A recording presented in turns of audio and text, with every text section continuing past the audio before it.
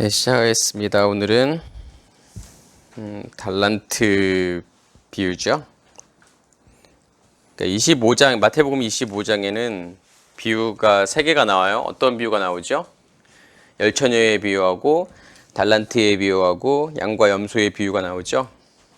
그래서 지난 시간에는 뭐랬죠? 열처녀의 비유를 했었고, 오늘은 달란트 비유하고 같이 그 양과 염소의 비유를 같이 이렇게 묶어서 할 거예요. 그래서 지난 시간에 말씀이 기억이 나세요? 열처녀의 비유. 열처녀의 비유에서 핵심은 뭐죠? 열처녀의 비유 앞에 내용에 보면 24장의 내용에 보면 어떤 내용들이 나오죠? 24장에 이렇게 내용을 이렇게 종합해 보면 뭐가 깨어 있으라. 그죠? 준비하라. 이런 말들이 많이 나오죠? 그러면 그 날과 그 때를 알지 못하기 때문에 깨어 있어라, 준비해라 그렇게 하는데 그 날과 그 때는 어떤 때를 이야기하는 걸까요? 제가 계속 지난번에 설명을 드렸잖아요. 그러니까 예수님께서 우리는 이렇게 어떤 밖에 있는 우리가 눈에 보여지는 구름과 하늘, 지금 거기에서 우리는 온다라고 생각을 하잖아요. 그렇지만 이건 밖에 있는 하늘이 아니잖아요. 그죠? 왜 밖에 있는 하늘이 아닐 수밖에 없을까요? 그 하늘은 뭐냐면 둘째 날에 내 안에서 만들어지는 거기 때문에 우리가 일곱째 날의 창조를 그것이 밖에 있는 창조가 아니라 내 안에서 있는 창조라고 그것을 알게 되면 그 전에는 내가 하나님의 일곱 날의 창조가 밖에 있는 세상을 하나님께서 창조하셨다라고 생각했는데 근데 말씀을 깨닫고 보니까 이 창조는 어디에서 이루어지는 거예요? 우리 안에서 이루어지잖아요. 그죠? 첫째 날에 빛이 우리에게 비춰지게 되고 둘째 날에 뭐가 만들어져요? 하늘이 만들어지잖아요. 궁창이 만들어지잖아요. 이게 밖에 있는 하늘과 궁창을 이야기하는 것이 아니라 우리 안에 있는 하늘이 만들어진다 그러면 예수는 어디로 오실까요? 신랑은요? 우리 안에 있는 하늘에서 오시겠죠. 그러니까 예수님께서 승천하실 때 내가 다시 오겠다라고 하는 것은 뭐냐면 이렇게 눈에 보여지는 하늘로 너희가 눈에 볼 수 있듯이 그렇게 다시 오는 것이 아니라 그러니까 우리의 가장 큰 오해는 그거예요. 그렇게 눈에 보여지는 듯이 오는 게 아니라 우리 어디 안에서 임하신다라는 거죠. 우리 안에 하늘이 만들어졌기 때문에 하늘이라고 하는 것은 지성소지요. 언약궤가 있는 곳, 하나님의 말씀이 있는 곳, 그 곳이 우리 안에서 만들어졌기 때문에 거기에서 하나님께서 지금 뭐냐면 예수님께서 다시 오시겠다라고 하는 거잖아요. 무엇으로 다시 오시겠다라는 거죠? 그리스도로 내가 다시 오시겠다라는 거잖아요. 그리스도라는 것은 왕이잖아요. 내가 너희의 왕으로 다시 올 거야 라고 하는 거죠. 그래서 그분이 나의 머리가 되는 것. 그래서 그 날과 그때는 모른다라는 거예요. 아무도 모른다라는 거예요. 그죠? 누구만이 안다라는 거죠? 그렇죠. 아버지만이 안다라고 했잖아요. 하늘의 천사도. 그러니까 하늘의 천사도 모르고 아들도 모른다. 그 말은 무슨 이야기일까요? 아버지만이 아신다라고 하는 건 어떠한 상태에 됐을 때 내가 알게 된다라는 거잖아요. 그렇죠? 그리스도가 나의 머리 되었을 때 내가 알게 된다라는 거잖아요. 다시 말해서 그리스도가 나의 머리가 되었을 때 이제 내가 안다라는 거예요. 그래, 그리스도가 이제 나의 머리가 되었구나. 내가 이제 나로 살아가는 존재가 아니라 내가 그리스도로 살아가는 존재구나. 그리스도가 나의 왕으로 나의 남편으로 살아가는 존재라는 것을 그때서야 비로소 알게 된다라는 거예요. 하나님께서 몇 월 며칠, 몇 년도 몇 월 며칠 날 오시는데 그 날짜는 천사도 모르고 아들도 모르고 예수님도 모르고 아버지 하나님, 성부 하나님만이 아신다. 지금 그것을 말씀하고 싶은 게 아니라니까요. 지금 우리 안에 있는 어떠한 상태들을 이야기하는 거예요. 너희가 이러한 상태가 되었을 때 그것을 알게 돼. 그 때를 알게 돼. 그 날과 그 때를 너희가 알게 돼라고 하는 거잖아요. 이제 그것을 좀 이해하셔야 된다니까요. 그래서 24장 말씀들을 이해하셔야만이 25장 말씀이 이해가 된다니까요. 왜 그러냐면 열처녀의 비유를 말씀하시고 난 다음에 뭐라고 말씀하시냐면 그런즉 깨어있으라 너희는 그 날과 그때를 알지 못하느니라. 어떻게 하는 게 그러면 궁금하잖아요. 그럼 어떻게 하는 게 깨어 있는 거예요, 그러면요? 뭘 하는 게 깨어 있는 거예요? 궁금하지 않으셨어요? 계속 24장에서도 이야기하고 25장에서도 계속 말씀하시잖아요. 너희가 깨어 있으라고 하는데 어떻게 하는 게 깨어 있는 거예요? 교회 열심히 다니고 안 빠지고 충성 봉사하고 그게 깨어 있는 건가요? 그러니까 잠 안 자고 새벽 예배 나오면 그게 깨어 있는 거예요? 새벽을 깨우리라 그러니까 뭐가 깨어 있는 거냐 이거예요. 그러니까 우리의 대답들은 뭐냐면 정말 추상적인 거예요. 깨어 있는다라는 뜻이 무엇인지도 모르고서 그냥 깨어 있어야 되나 보다. 내가 계속 긴장하고 있어야 되나 보다. 예수님께서 내일 오실지 모레 오실지 모르니까 항상 긴장하고 맡은 일에 열심을 다하고 그렇게 열심히 충성 봉사하고 그렇게 해야 그게 깨어 있는 거냐 이거예요. 그럼 열처녀의 비유에서 이야기하는 게 뭐예요? 포인트가 뭐예요? 뭘 준비하라는 거예요, 결국은요. 등은 다 있어요. 그러니까 열처녀의 미련한 다섯처녀도 등은 있어요. 예. 지혜로운 다섯처녀도 뭐냐면 등이 있어요. 둘 다 불이 있어요. 가지고 있잖아요. 그죠? 근데 차이점은 뭐예요? 기름이 신랑을 맞을 정도의 기름이 있느냐? 신랑을 맞으러 갈 정도의 기름이 있느냐 없느냐의 차이잖아요. 그러면 여기서는 뭐라는 거예요? 그 기름을 준비하라는 거잖아요. 그러면 깨어있는다라는 게 뭐예요? 예수님께서 열처녀의 비유를 말씀하신 다음에 결론은 뭐예요? 깨어있어. 그 날과 때를 알지 못하기 때문에 깨어있어. 그러면 깨어있는다라는 거하고 기름을 준비한다라는 거하고 뭐냐면 같다라고 봐야 되잖아요. 그죠? 왜냐면 차이점이라고 하는 것은 미련한 다섯처녀와 지혜로운 다섯처녀의 차이점은 뭐냐면 기름밖에 없잖아요.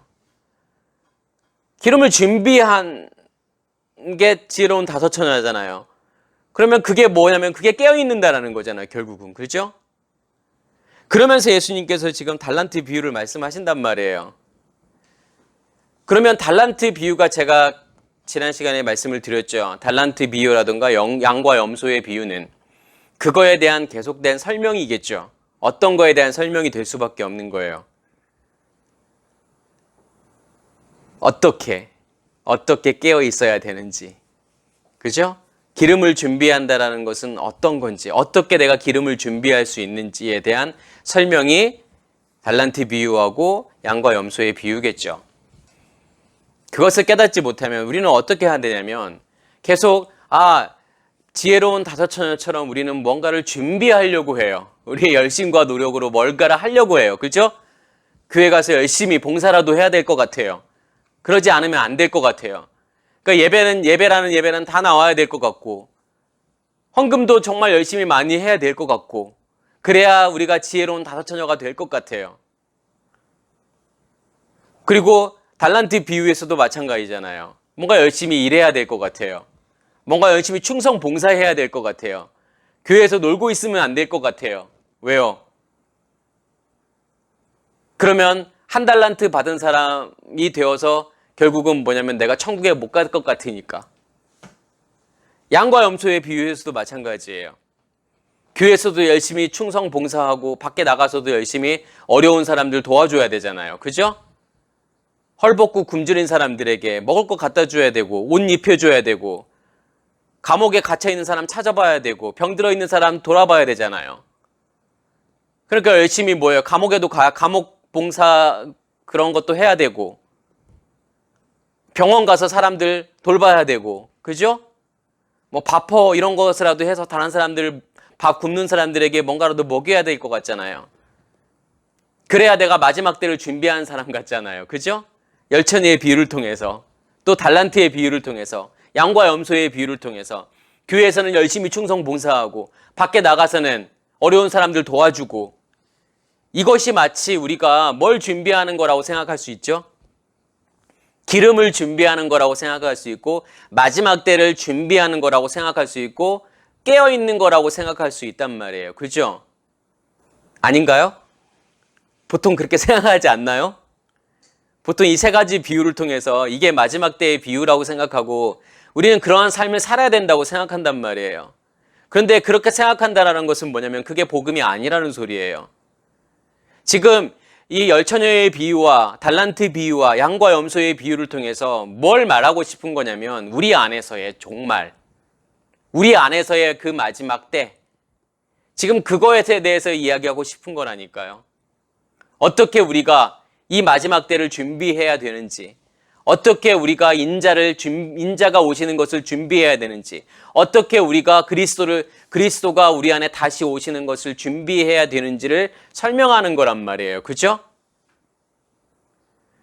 지금 잘 보시면 제가 항상 모든 비유의 중심은 누가 중심이라고 그랬죠? 예수 그리스도가 중심이라고 했단 말이에요. 그죠? 오늘 달란트 비유에서도 마찬가지로 뭐가 보이세요? 오늘 달란트 비유에서 뭘 말하고 싶은 것 같아요, 지금요? 충성봉사가 아니라 그러면 무슨 이야기를 하고 싶은 걸까요, 지금요? 잘 보시면 지금 비유를 말씀하시는데 달란트 비유에서의 시작이 어떠냐면 어떠한 사람이 타국에 갈 때 그 종들을 불러 자기 소유를 맡김과 같으니, 그러니까 천국은 마치 뭐와 같다고 그랬지 처음에요? 열처녀와 같다고 그랬잖아요. 그 다음에 지금 여기 달란트 비유에서의 천국은 뭐와 같다라는 거예요? 어떠한 사람이 종들에게 지금 달란트를 나눠주고 떠나잖아요. 떠난 어떠한 사람이라는 거예요. 근데 잘 보세요. 지금 어떤 사람이 종들에게 지금 뭔가를 나눠주잖아요. 5달란트, 2달란트, 1달란트를 나눠주고 어떻게 해요? 나눠준 다음에 떠난단 말이에요. 떠났다가 다시 오잖아요. 지금 핵심은 뭐냐면 지금 주인이 어떤 사람이 종들에게 뭔가를 나눠주고 다시 떠났다가 다시 온단 말이에요. 다시 와서 그 다음에 뭔가를 또 심판하잖아요. 양과 염소의 비유에서는. 그죠? 그러면 자, 예수 그리스도의 모습을 잘 보시란 말이에요. 예수 그리스도께서 이 땅에 탄생하시잖아요. 오시잖아요. 오셨다가 뭐예요? 뭐 하시죠? 죽고, 십자가에서 죽고, 그리고 부활하시잖아요. 그 다음에 어떻게 하세요? 그렇죠. 떠나시잖아요. 그리고 난 다음에 어떨 거라고 지금 말씀하시고 떠나죠? 그래, 내가 다시 올 거야 라고 하고 떠난단 말이에요. 그러면 잘 보세요. 여기서의 열처녀나 여기서의 그 종들에게 달란트를 주고 떠난 어떠한 사람이나, 그리고 다시 와서 심판하는 어떠한 사람, 인자가 다시 와서 지금 심판하잖아요. 그래서 오른쪽에는 양, 왼쪽에는 염소. 그죠? 그 모습들을 잘 보세요. 그러면요, 뭐가 보이시냔 말이에요. 예수 그리스도의 모습이 보이잖아요. 십자가에서 죽으시고 부활하시고. 그러니까 열처녀의 비유를 통해서 그걸 모습을 보여주시는 거잖아요. 결국은요, 예수님께서 부활하시고, 그 다음에 달란트 비유에서는 뭐예요? 핵심은 뭔가를 주고 떠나신단 말이에요. 그리고 난 다음에 어떻게 해요? 다시 오시잖아요. 다시 와서 심판하잖아요. 그러니까 이 세 비유를 통해서 뭘 지금 설명하고 계시는 거예요? 예수님 자신을 설명하고 계시는 거라니까요. 그 말은 무슨 말이에요? 이러한 일들이 내 안에서 똑같이 이루어진다라는 거잖아요. 그죠? 내가 예수와 함께 십자가에 죽고 그 생명이 내 안에 심겨지고 겨자씨로 심겨지게 되고, 다시 말해서 내가 안에 불을 간직하게 되는 거고, 다시 말해서 빛을 간직하게 되는 거고, 그렇게 되면은 예수는 어떻게 되는 거예요? 떠나가신다니까요. 그래, 떠나가세요. 그리고 어떻게 한다는 거예요? 다시 오시겠다라는 거잖아요. 무엇으로 다시 오시겠다라는 거예요? 그리스도로 다시 오시겠다라는 거잖아요. 어떻게 다시 오시겠다라는 거예요? 어디에서부터 다시 오시겠다는 거죠? 하늘에서부터 다시 오시겠다라는 거잖아요. 그러면 오늘 달란트 비유에서는 뭐냐면 무슨 이야기를 할까요? 그러면요, 그 주인이, 그죠? 어떤 사람이, 주인이라고 할게요, 그냥요. 주인이 떠나가고 종들이 뭔가를 준비하잖아요. 그럼 뭘 준비해야 되는지를 지금 설명하는 것들이 지금 달란트 비유겠죠. 그러니까 우리가 알고 있는 것처럼 뭔가 나에게 맡겨주신 재능을 가지고, 그러니까 우리는 그 달란트를 재능이라고 생각한단 말이에요. 그죠? 그 재능을 가지고 내가 주님을 위해서 뭔가를 해야 된다라고 생각한단 말이에요. 그러한 이야기가 아니라니까요. 달란트 그러면은 엄청난 무게예요. 보통 한 달란트 그러면 34kg예요. 그게 금이 될 수도 있고 은이 될 수 있죠. 그러니까 금 34kg 아니면 은 34kg 엄청난 돈이에요. 그래서 뭐 어떤 학자들은 지금 그 액수를 계산해 보니까 뭐 몇 억이 될 수도 있고 몇십억이 될 수도 있는 돈이란 말이에요. 그 이상이 될 수도 있고요. 왜냐면 금이 34kg 정도 된다 그러면 엄청난 돈이겠죠. 그죠? 그러니까 한 달란트 맡겨준 사람도 그 엄청난 돈을 지금 맡겨주고 갔다라는 거잖아요. 그러니까 달란트 비유를 통해서 우리에게 말하고 싶은 것은 우리의 어떤 재능을 가지고서 하나님께서 우리에게 주신 재능을 가지고서 뭔가 하나님의 일을 위해서 뭔가 열심히 해야 된다. 지금 그러한 이야기가 아니라는 소리잖아요. 그죠? 종들에게 5달란트, 2달란트, 1달란트를 주고 떠나가잖아요. 그랬다가 다시 와서 하는 일이 뭐예요? 결국은 하는 일이 뭐예요? 한 가지잖아요. 그 한 가지가 뭐예요? 결국은요. 1달란트 받은 사람에게서 그 1달란트를 뺏어서 5달란트 받은 사람에게 주잖아요. 결국은 여기서 핵심은 뭐냐면 그거예요. 그러니까 5달란트 받은 사람이 뭘 남기는 거예요? 또 5달란트를 남기잖아요. 그죠? 그러니까 5달란트 받아서 또 5달란트를 남기니까 주인이 뭘 주는 거냐면 1달란트를 주는 거잖아요. 그러니까 여기에서는 뭐냐면 지금 그 이야기를 하고 싶은 거라니까요. 그러니까 주인이 와서 결국은 뭐냐면 주인이 와서 10달란트를 가진 거잖아요. 10달란트를 가진 사람에게 1달란트를 주는 거잖아요.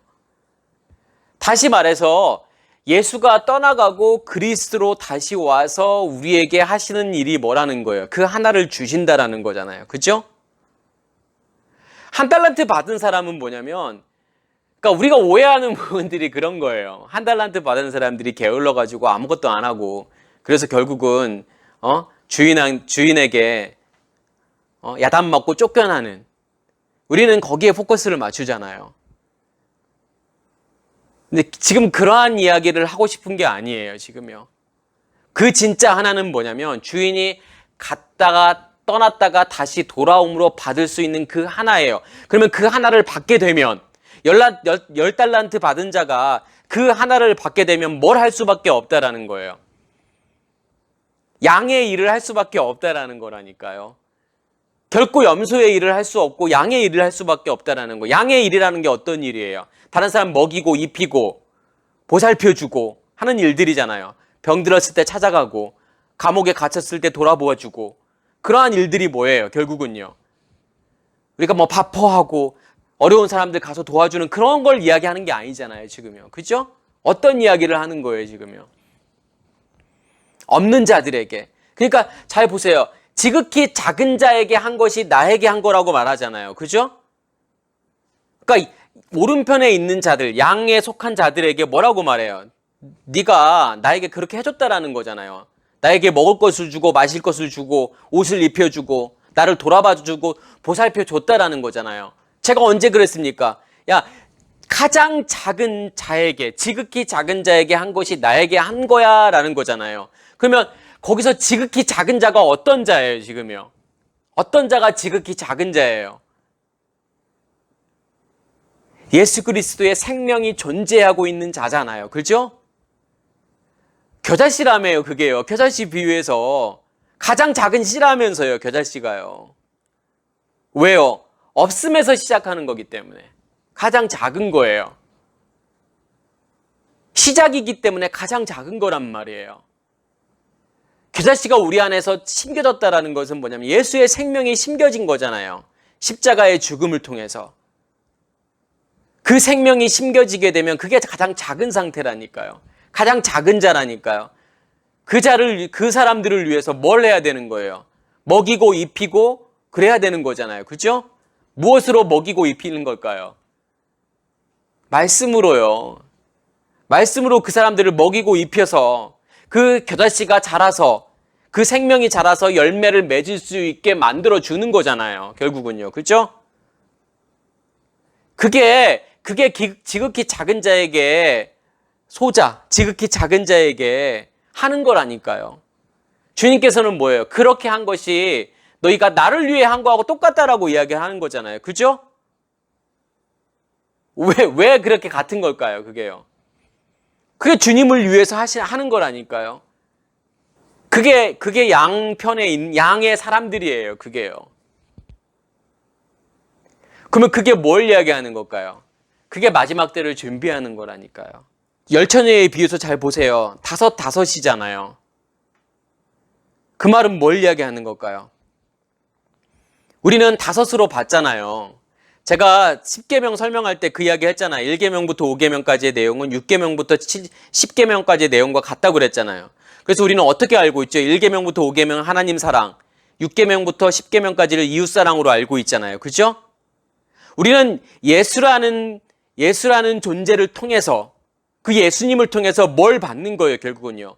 이웃 사랑으로 6계명부터 10계명까지의 내용을 뭐냐면 그 다섯을 뭘로 받게 된다라는 거예요. 이웃 사랑으로 받게 된다라는 거잖아요. 누구나 그렇게 받게 된다니까요. 열처녀에서도 마찬가지예요. 누구나 그렇게 받게 된단 말이에요. 다 그 다섯을 받아요. 근데 문제는 뭐예요? 그 다섯을 받아서 그냥 그 상태로 있느냐? 아니면 진짜 그 상태에서 10을 완성할 수 있느냐의 문제잖아요. 그럼 어떻게 해야 10을 완성할 수 있을까요? 그 다섯에다가 또 다섯을 받아야 되는 거잖아요. 그죠? 그래야 10을 완성하는 거잖아요. 미련한 다섯 처녀는 뭐예요? 그 상태에 그냥 머물러 있는 거란 말이에요. 그래서 미련하다라고 하는 것은 뭐냐면 어떤 뜻이냐면 비밀이라는 뜻이 있어요. 뭔가 감춰져 있고 가려져 있는 거. 그러니까 예서라는 뜻도 마찬가지예요. 털이 많다라는 뜻이잖아요. 털이 많다라는 것은 뭐냐면 비밀이라는 뜻이에요. 감춰져 있다라는 뜻이에요. 그래서 우리가 지혜로운 다섯 처녀와 미련한 다섯 처녀를 뭘로 생각할 수 있을까요? 그걸요. 야곱과 에서로 설명할 수 있다니까요. 그냥 그 상태에 머물러 있으면 미련한 다섯 처녀의 상태예요. 그냥 한 달란트가 감춰져 있는 상태란 말이에요. 근데 그 다섯에서 멈춰져 있는 것이 아니라 뭐냐면 또 다섯을 준비하게 되고 그 다섯이 더해졌을 때 열이 되는 거잖아요. 그죠? 그 말은 무슨 말이냐면 우리 안에 뭐가 임해야 된다는 거죠? 우리 안에 하나님의 사랑이 임해야 된다는 거잖아요. 그 5계명. 이웃사랑으로 받게 되고 이웃사랑으로 뭘 받게 돼요? 겨자씨를 받게 되는 거잖아요. 예수의 생명을 우리 안에 간직하게 되는 거잖아요. 어디 안에? 성소 안에. 우리의 마음 땅에. 그렇게 되면 지성소에 뭐가 임하게 되는 거예요? 두 돌판이 임하게 된다는 거라니까요. 언약궤가 임하게 되는 거라니까요. 그게 하나님의 사랑이라니까요. 그게 하늘이라니까요. 그게 궁창이에요. 결국은 그게 하나가 되는 게 목적이잖아요. 그죠? 하늘과 땅이 하나가 되어야 된다니까요. 하늘이 땅으로 뚫고 들어와서 이 땅을 뭘로 만들어버리는 거예요? 하늘로 만들어버리는 거예요. 성소와 지성소가 하나가 되는 거라니까요. 그게 뭐냐면 10을 뭘로 받게 되는 거냐면 10을 하나로 받게 되는 거라니까요. 달란트 비유에서도 마찬가지잖아요. 5을 받게 되잖아요. 주인을 통해서 5을 받는단 말이에요. 그러면 거기에 뭐가 더 더해져야 되는 거죠? 거기에 5이 더 더해져야 되잖아요. 어떤 것이? 하나님의 사랑이 거기에 더 더해지는 거잖아요. 그렇게 해서 이웃사랑과 하나님의 사랑 그 10계명이 내 안에서 완성이 되었을 때 그게 하나가 되었을 때 하나가 되면 하나님의 사랑이 이웃사랑이고 이웃사랑이 하나님의 사랑이라고 제가 말씀을 드렸잖아요. 그렇죠? 그것을 온전히 그냥 사랑, 하나님의 사랑 그 하나로 받게 되었을 때 그게 이 달란트 비유에서의 주인이 10달란트 받은 사람들에게 주는 1달란트라니까요. 그게요. 그러니까 10이 내 안에서 준비가 되면 그 하늘과 땅이 내 안에서 준비가 되면 그 새하늘과 새 땅이 준비가 되면 뭐가 임하게 되는 거예요? 새 예루살렘 성이 임하게 되잖아요. 다시 말해서 뭐가 임한다라는 거예요, 우리 안에요. 그 하나가 임한 게 되는 거잖아요.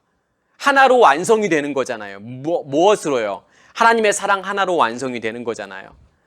그래서 열을 준비하게 되면 5달란트 받은 자에게 그 5을 통해서 5이 준비가 되고, 그걸 통해서 10이 완성이 되면, 10계명이 내 안에서 완성이 되면 그 주인은 다시 와서 그 10개를 가진 자에게, 10달란트를 가진 자에게 뭘 주는 거예요? 1달란트를 주는 거잖아요. 그죠? 그 하나를 온전히 넘겨준다라는 뜻이에요. 그러면 그 하나를 온전히 받은 자는 어떠한 일들을 할까요? 양의 일들을 하게 되겠죠. 그죠? 없는 자들에게, 지극히 작은 자에게 먹이고 입히고 돌봐주는 일들. 그래서 오늘 이 달란트의 핵심은, 이 달란트의 비유를 통해서, 양과 염소의 비유를 통해서 우리가 뭘 볼 수 있어야 되냐면 예수 그리스도를 볼 수 있어야 되잖아요. 그죠? 지금 포인트는 그거예요.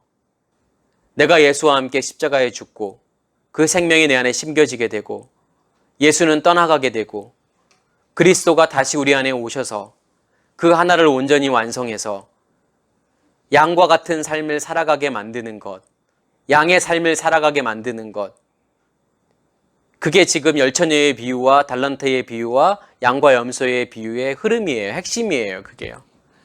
거기 예수 그리스도의 모습들이 보이잖아요. 그죠?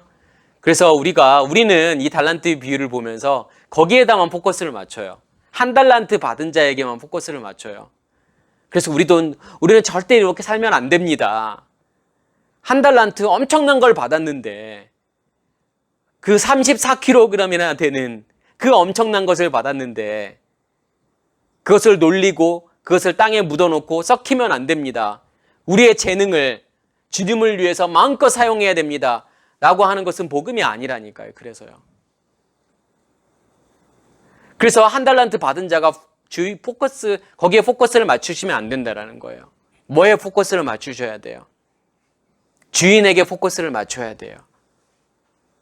나눠주고 다시 돌아와서 하나를 넘겨주는, 진짜 하나를 넘겨주는 그 주인에게 포커스를 맞춰야 된다니까요. 그래서 달란트 비유에서의 마지막에 뭐라고 말씀하세요? 무릇 있는 자는 받아 풍족하게 되고 없는 자는 그 있는 것까지 빼앗기리라. 무슨 말일까요? 그 5을 간직해서 결국은 10을 완성한 자는 하나를 받아서 풍족하게 되겠죠. 왜요? 전부를 가진 거니까요. 그러면요. 그 하나를 받았으면 전부를 가진 거니까요. 근데 없는 자는 그 있는 것까지 빼앗기리라.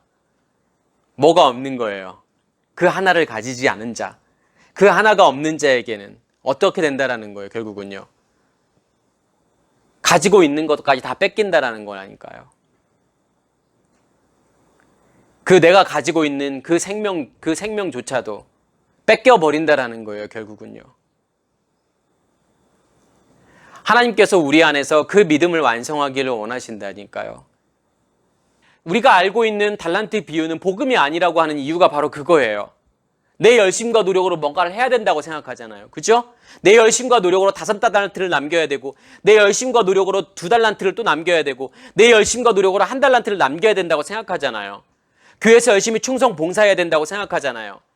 그것은 복음이 아니라니까요. 그건 내가 하는 거잖아요. 내 열심과 노력으로 뭔가를 이루어 보려고 하는 거잖아요. 그건 복음이 아니라니까요. 여기서 핵심은 뭐냐면 주인이 한다라는 거예요. 5달란트를 받은 사람은 5달란트를 남길 수밖에 없다니까요. 그러면 그것을 보고서 온전한 하나를 넘겨준단 말이에요. 주인이요. 그게 전부라니까요. 그 온전한 사랑 하나를 넘겨주는 거예요. 우리에게요. 하늘과 땅, 새하늘과 새 땅을 만들어 놓고 새 예루살렘 성을 우리에게 넘겨주시는 것과 똑같은 거라니까요. 그게 샬롬이라니까요. 그게 안식이라니까요.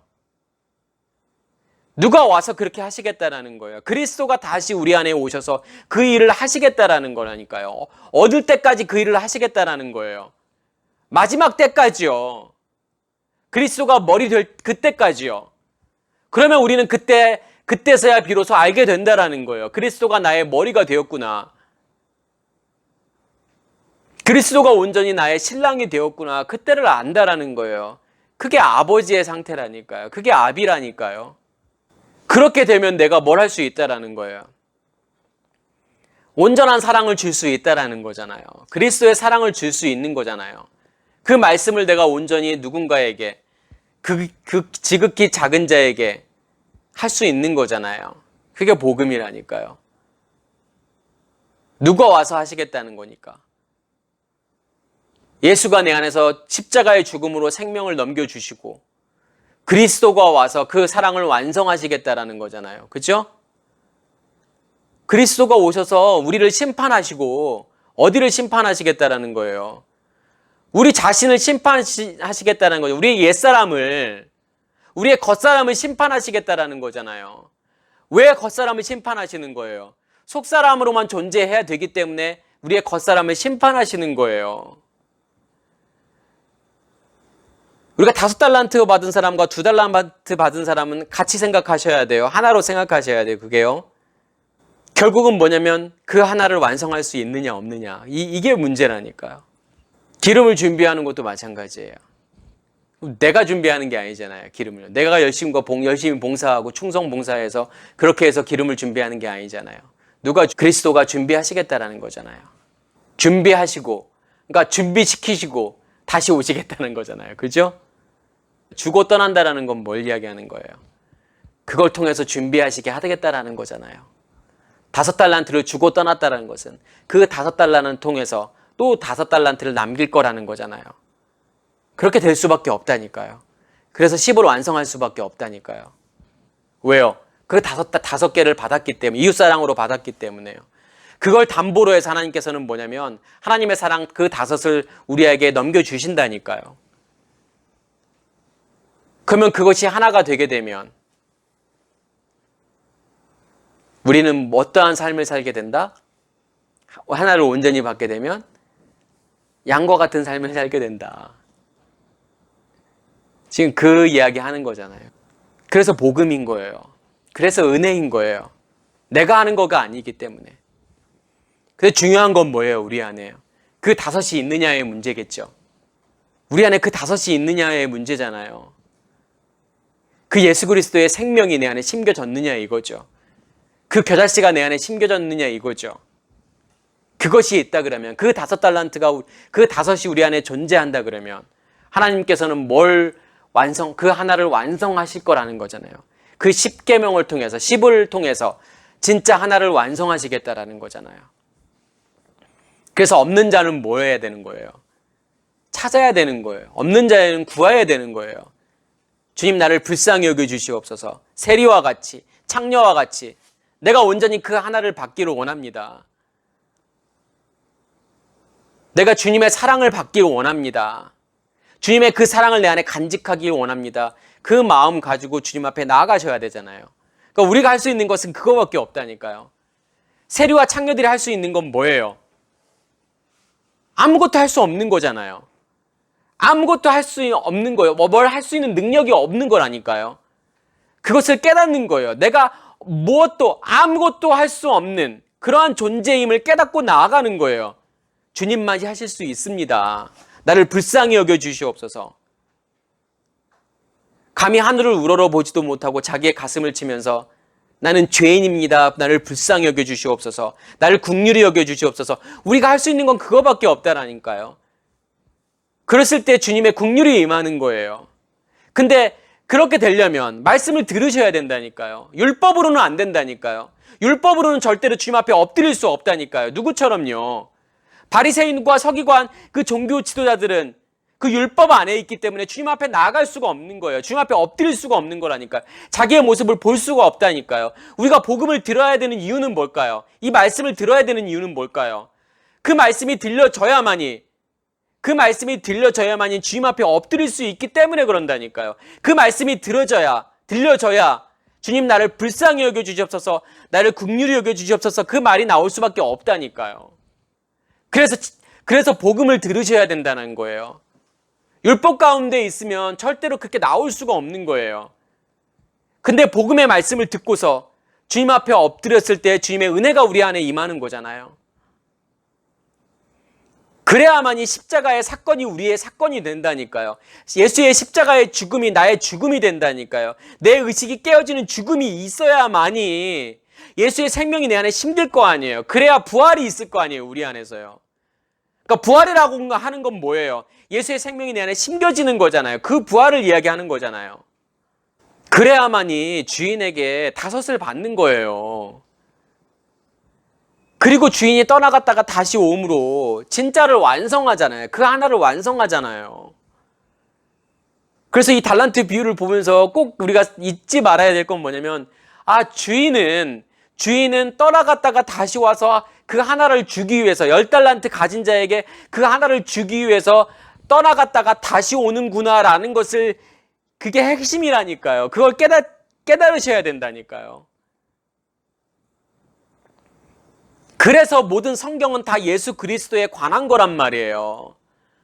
그래서 모든 성경은 예수의 그리스도에 관한 거기 때문에 모든 성경은 다 복음이란 말이에요. 복음만을 설명하는 거란 말이에요. 겉에 보여지는 껍데기가 중요한 게 아니에요. 겉에 보이는 껍데기만 보게 되면 열심히 교회에 나가서 충성 봉사하려고 한단 말이에요. 내가 뭔가를 하려고 한단 말이에요. 내 의의를 쌓게 된단 말이에요. 내가 한 번도 새벽 예배 빠지지 않고 지금까지 눈이 오나 비가 오나 열심히 다녔어. 이게 우리의 자랑인가요? 그게 우리의 자랑이 아니잖아요. 그죠?